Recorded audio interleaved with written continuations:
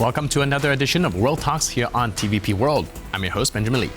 After more than 2 decades of negotiations, the European Union and the Mercosur bloc have signed a landmark partnership agreement during a high-profile visit to Paraguay by European leaders.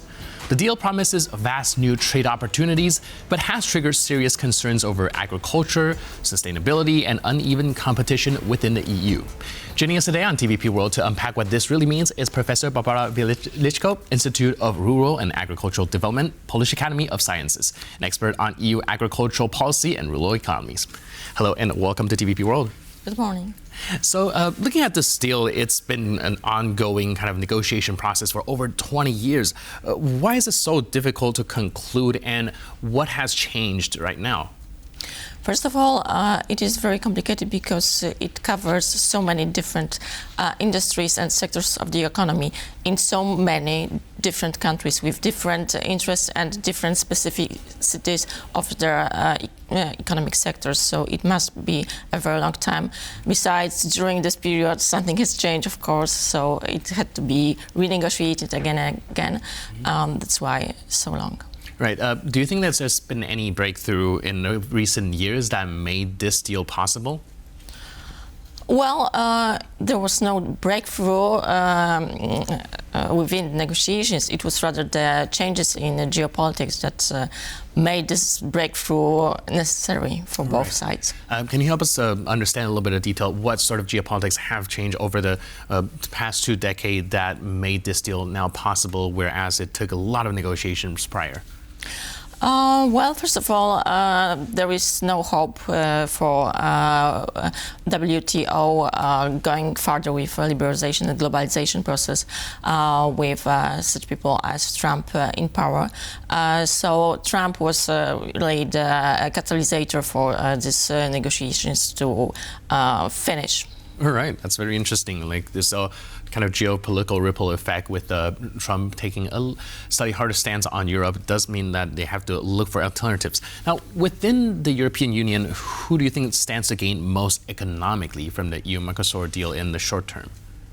Well, in the short term, no one, because it must take some time to really start exporting, importing things within these new regulations. So in the short time, we can't expect much changes. Besides, the expected changes in the EU GDP by 2030 are very tiny. It's 0.05% of the EU GDP, so it's not a breakthrough as such.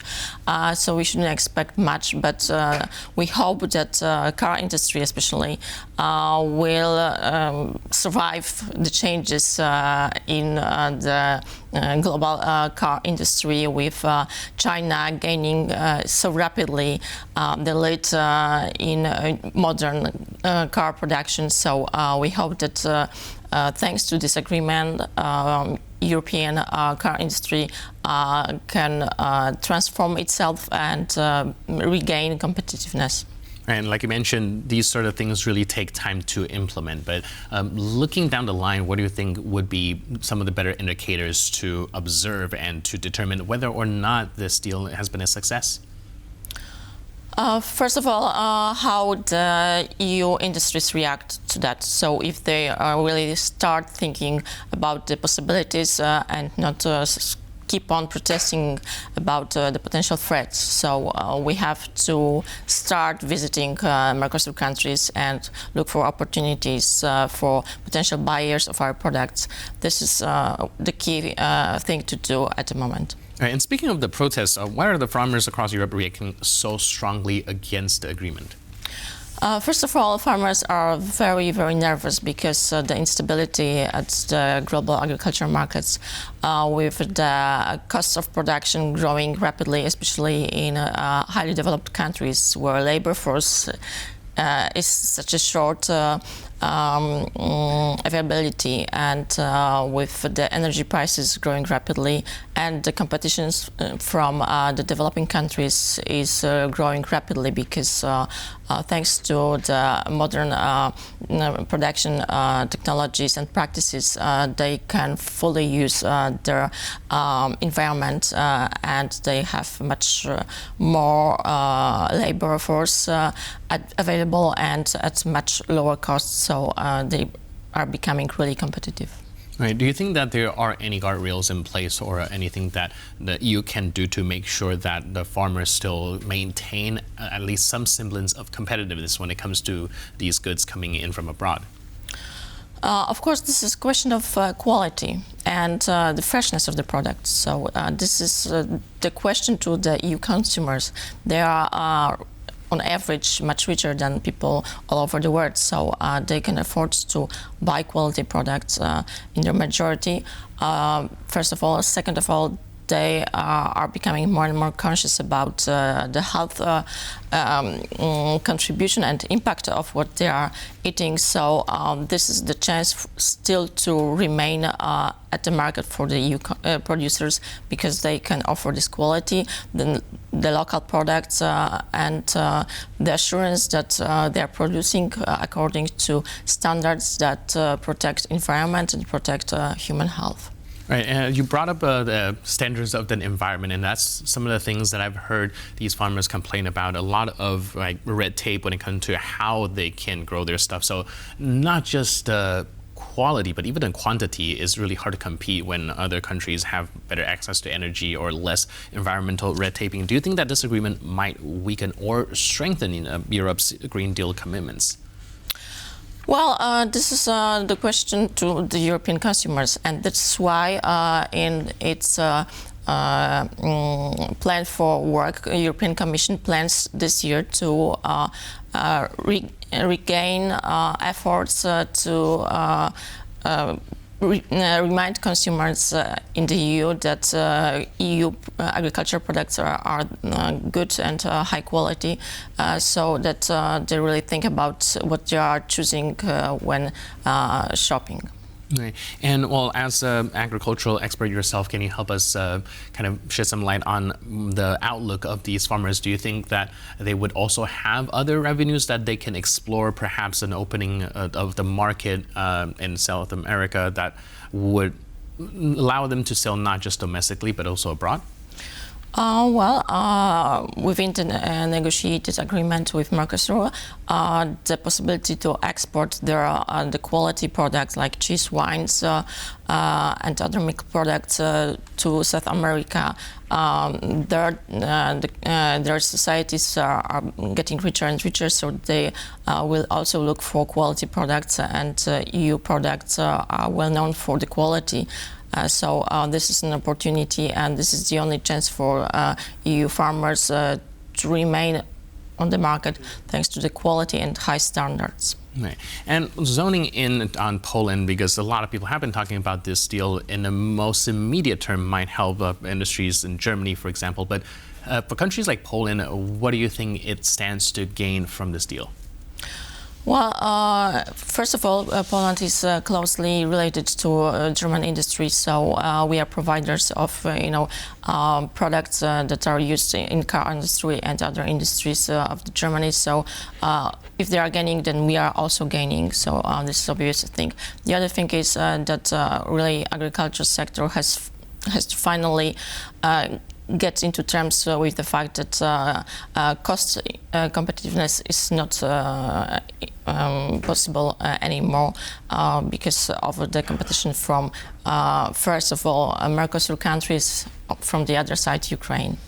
Right, and just mentioned there's also artisan goods like cheese or wine from Italy or France. Do you think that Poland has any sorts of these sort of artisan good that can keep competitive? And how exposed is Polish agriculture compared to other EU countries?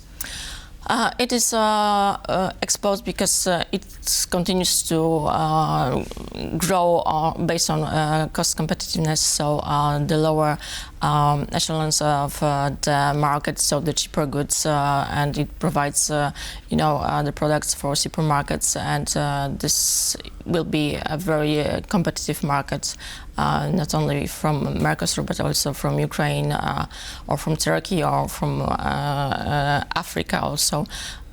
It has started to be really much more competitive than 20 years ago when Poland joined the EU. So this is opportunity for high quality goods, and Poland of course has been trying to build the strengths there. Still, it's a smaller country than, for example, France, and it's not that well known worldwide. So it has to, show itself to the world and. First of all, visit Mercosur country and see what they are looking for, and they may be looking for example, blackcurrant and other specialties of Poland. So just take a look. Yeah, so definitely a lot of exploration still needed in order to stay competitive. Now, Europe also has promised that these farmers might be compensated or protected if in case some guardrails were broken. How realistic is that promise to be kept? First of all, it was always there were always some guards and guarantees for farmers within other negotiated trade deals. These safeguards are the strongest compared to the previous ones. We'll see. First of all, it is very important to monitor the situation and for farmers and farm unions to react and really demand from the European Commission that there is this reaction. The problem is can be when the market is distorted within one country or even region and not the EU as a whole. This was the problem with Ukrainian grain coming at the beginning of the full-scale war with Russia, and the countries like Poland and other bordering with Ukraine strongly protested, because their markets were distorted by the inflow of the grain, and the other EU countries didn't see the effects of that, and on average there was no problem. Right, so like you said, there's actually a lot of factors going in, and I think the fact that it took over 20 years to sign this deal is really a great indicator of that. So thank you so much for helping us break up all of this down. Really appreciate it, and thanks for being with us on TVP World. Thank you. Thank you. And thank you for tuning into this edition of World Talks. But for more news, update, and commentary, please stay tuned to TVP World.